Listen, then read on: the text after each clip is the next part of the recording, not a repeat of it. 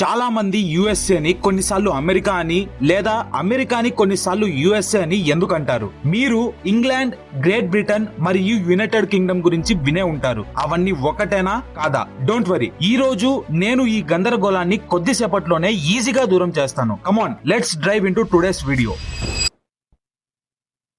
Close your eyes and imagine. అది 1492వ సంవత్సరం.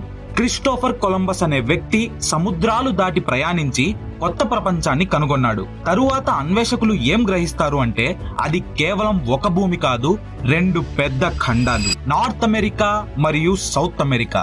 సమయం పెరిగే కొద్ది ప్రజలు ఆ రెండిటిని కలిపి అమెరికా అని పిలవడం ప్రారంభించారు. 1776 లో నార్త్ అమెరికాలోని ఈస్ట్ కోస్టల్ రీజియన్ లో 13 చిన్న బ్రిటిష్ కాలనీలు రాజు పాలనలో విసిగిపోయారు. వారు భారీ పన్నులు చెల్లించేవాళ్ళు, కానీ మాట్లాడడానికి వాయిస్ లేదు, స్వేచ్ఛ లేదు. చివరిగా వాళ్ళు కూడా అనుకున్నారు ఆ 13 స్టేట్స్ యునైట్ అయ్యి స్వాతంత్రం కోసం పోరాడి స్వాతంత్రం తెచ్చుకొని కొత్త దేశంగా ప్రకటిస్తారు. ఆ దేశం పేరే యునైటెడ్ స్టేట్స్ ఆఫ్ అమెరికా అని పెడతారు. మీకు ఇప్పుడు ఒక డౌట్ రావాలి. యుఎస్ఏ అంటే నువ్వేమో 13 కాలనీస్ ఆర్ 13 స్టేట్స్ అంటున్నావు. మ్యాప్ లో చూస్తే ఇంత పెద్ద రీజియన్ కనపడుతుంది, ఏదేదో చెప్పి మమ్మల్ని మోసం చేస్తున్నావో అంటారు. కొంచెం ఓపిక పట్టండి, ఆ డౌట్ కూడా ఇప్పుడే క్లియర్ అయిపోతుంది.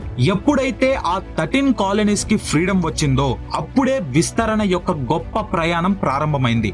టైం పెరిగే కొద్దీ యుఎస్ఏ కూడా పెద్దదిగా మారింది.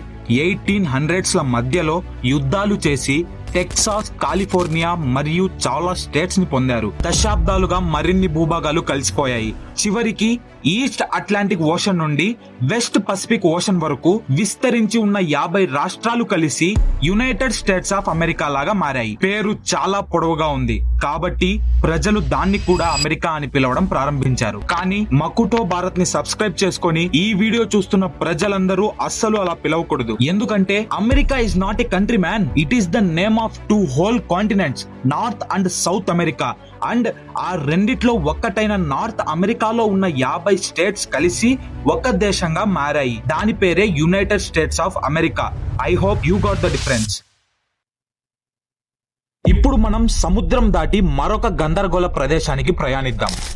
బ్రిటిష్ దీవులు. మీరు ఎప్పుడైనా ఆలోచించారా? ఇంగ్లాండ్, గ్రేట్ బ్రిటన్ మరియు యునైటెడ్ కింగ్డమ్, వీటి మధ్య అసలు తేడా ఏమిటి? ప్రజలు ఈ పేర్లను ఒకేలా ఉపయోగిస్తారు, కానీ ఆ మూడిటి పేర్లకు చాలా చాలా చాలా డిఫరెన్స్ ఉంది. బ్రిటిష్ దీవుల్లో అనేక రాజ్యాలు ఉండేవి. వాటిల్లో అతిపెద్దది మరియు అత్యంత శక్తివంతమైనది ఇంగ్లాండ్. కానీ దానికి కొంచెం పైన స్కాట్లాండ్ మరియు పశ్చిమాన వేల్స్ ప్రజలు నివసించారు అండ్ నివసిస్తున్నారు కూడా. శతాబ్దాలుగా వీరికి వారి స్వంత గుర్తింపు మరియు వారి స్వంత పాలకులు ఉండేవాళ్ళు. కొన్నిసార్లు ఒకరితో ఒకరు యుద్ధాలు కూడా చేసుకున్నారు. నెమ్మదిగా యుద్ధాలు మరియు ఒప్పందాల ద్వారా వారు ఒకే కిరీటం కిందకు వచ్చారు. ఈ మొత్తం ద్వీపాన్నే గ్రేట్ బ్రిటన్ అని పిలవడం ప్రారంభించారు. ఇది గుర్తుపెట్టుకోండి, గ్రేట్ బ్రిటన్ అంటే ఇంగ్లాండ్, స్కాట్లాండ్, వేల్స్ ఒక పెద్ద ద్వీపంలో కలిసి జీవించడం. స్టోరీ ఇక్కడతో అయిపోలేదు. నీటి ఆవాల ఐర్లాండ్ అనే ఇంకో ద్వీపం ఉంది. ఇంగ్లీష్ కిరీటం అక్కడ కూడా తన పాలనను విస్తరించింది.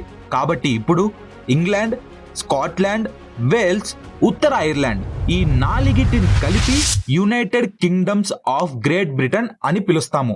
ఎందుకంటే ఆ 4 కలిసి ఆ దేశంగా మారాయి. అంటే ఇప్పుడు మనకు తెలిసిన యూకే ఇదే అన్నమాట.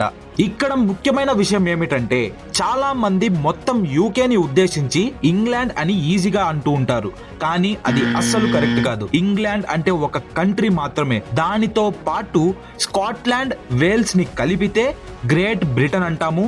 గ్రేట్ బ్రిటన్ లో మళ్ళీ ఐర్లాండ్ ని కలిపితే United Kingdom or simply UK అని అంటాము. అండ్ ఐ హోప్ ఈ గందరగోళం నుంచి కూడా మీరు విముక్తి పొందే ఉంటారు. మీకు ఈజీగా అర్థమయ్యేకి ఒక కొత్త కథ చెప్తాను, వినండి. ఒకే ఇంట్లో నివసిస్తున్న ఒక పెద్ద కుటుంబాన్ని ఊహించుకోండి. 15 మంది అన్నతమ్ముళ్ళు మరియు అక్క చెల్లెళ్ళు ఉన్నారు. వారిలో ఒకరు అతి పెద్దవాడు, పొడవైన వాడు మరియు బలమైన వాడు. అతని పేరే రష్యా. అతను అతి పెద్దవాడు కాబట్టి అందరూ అతన్ని కుటుంబ నాయకుడుగా భావిస్తారు. ఈ కుటుంబాన్ని సోవియట్ యూనియన్ అని పిలిచేవారు. 1922 నుండి 1991 వరకు వీళ్ళు ఒకే పైకప్పు కింద కలిసి జీవించారు. ఒకే నియమాలను, ఒకే ప్రభుత్వం, ఒకే సైన్యాన్ని పంచుకున్నారు. దాదాపు ప్రతి దానిలోనూ USA తో పోటీ పడేంత శక్తివంతంగా ఉన్నారు. సమయం మారింది. కుటుంబంలో తమ్ముళ్ళు, చెల్లెళ్ళు అంటే ఉక్రెయిన్, కజాఖ్స్తాన్ మరియు లిథువేనియా వంటివి మేము మా స్వంతంగా జీవించాలనుకుంటున్నాము, మాకు మా స్వంత ఇల్లు కావాలి అని అన్నారు. మరియు 1991లో ఈ పెద్ద కుటుంబం విడిపోయింది. ప్రతి ఒక్కరూ స్వతంత్రులయ్యారు, వారి స్వంత దేశంగా మార్చుకున్నారు. అతిపెద్ద దేశమైన రష్యాను, సోవియట్ యూనియన్ ను ఒకటే అనుకుంటారు. కానీ గుర్తుంచుకోండి, సోవియట్ యూనియన్ 15 దేశాలు కలిసి ఉండేది మరియు రష్యా వాటిలో ఒకటి మాత్రమే. సో ఫ్రెండ్స్, ఇప్పుడు మీకు తెలుసు USA అమెరికా లాంటిది కాదు, ఇంగ్లాండ్ UK లాంటిది కాదు, మరియు రష్యా సోవియట్ యూనియన్ లాంటిది అస్సలు కాదు. పేర్లు చరిత్ర మరియు గుర్తింపును కలిగి ఉంటాయి మరియు ఈ రోజు మీరు వాటి వెనుక ఉన్న సత్యాన్ని నేర్చుకున్నారు. ఇలాంటి మరిన్ని వీడియోస్ కోసం తప్పకుండా సబ్స్క్రైబ్ చేసుకోండి. నెక్స్ట్ వీడియోతో మళ్ళీ కలుద్దాం. జై హింద్.